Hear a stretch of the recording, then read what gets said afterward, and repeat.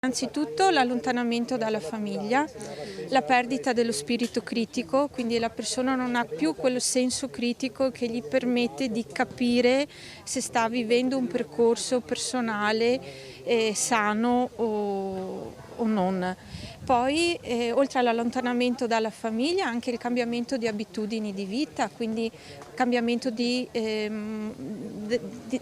modalità di mangiare, cambiamento della modalità di vestirsi, allontanamento dagli affetti. Questi segnali da conoscere per capire se si è caduti nelle maglie di qualche persona o comunità o setta facente parte dei cosiddetti culti abusanti, per cercare di non diventare vittima di quella violenza psicologica e manipolativa che troppo spesso passa sotto traccia perché silenziosa.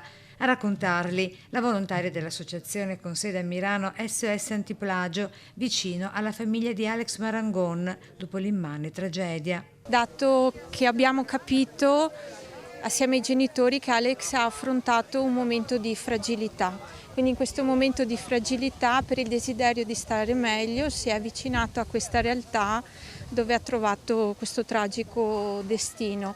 Verità per Alex, a chiederlo mamma Sabrina, papà Luca con Giada, la sorella di Alex, nel picnic in suo ricordo ad un anno di distanza da quel tragico 30 giugno 2024, ancora con troppi irrisolti. Perché?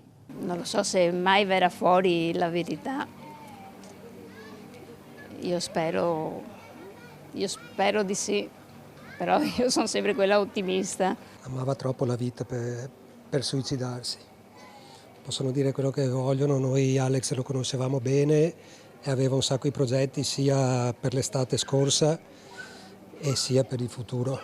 Verità per Alex è quanto chiedono anche i suoi amici. Alex è 2 volte vittima di un destino ingiusto e di calunnie sul suo conto, come l'ipotesi del suicidio, dicono.